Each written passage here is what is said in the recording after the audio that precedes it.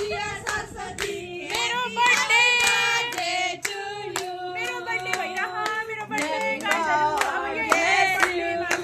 बोल्न पनि दिएन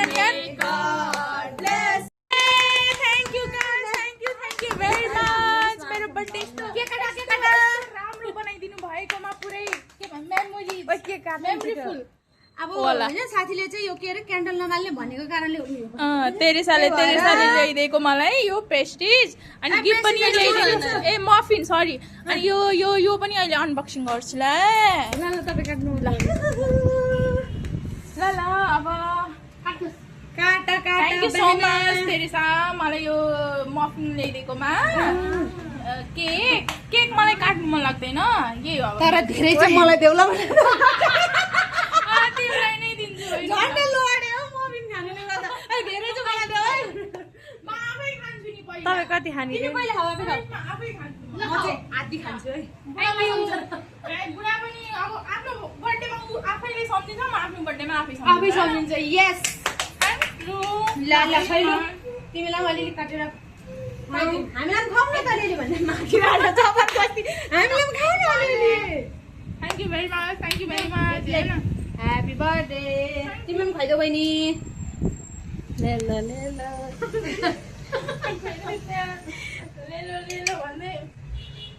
एकदमै थोरै प्लिज खै कसैलाई बर्थडे पनि मनाउनु छ मफिनले मोटो हुन्छ न टेन्सन पनि छ के गर्ने होला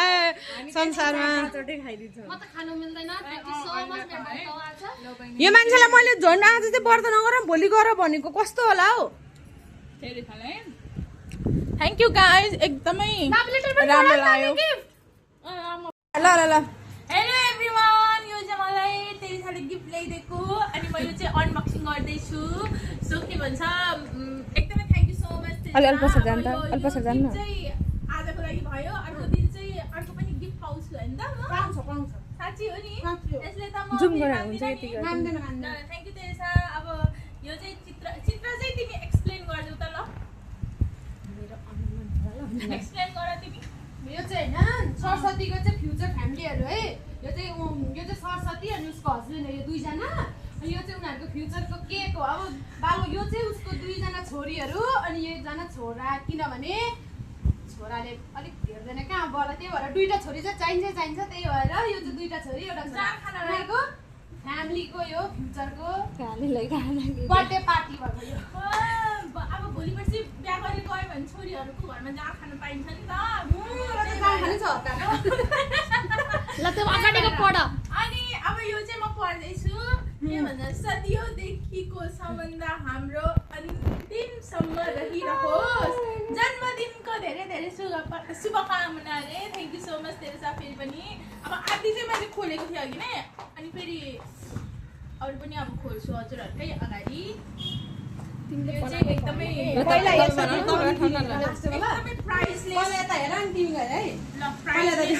प्राइसलेस नै हुनेछ कता उता पहिला त देखाउ नि तिमीहरू लास्ट भनेको क्या के छ भनेर गाइस एक्साइटेड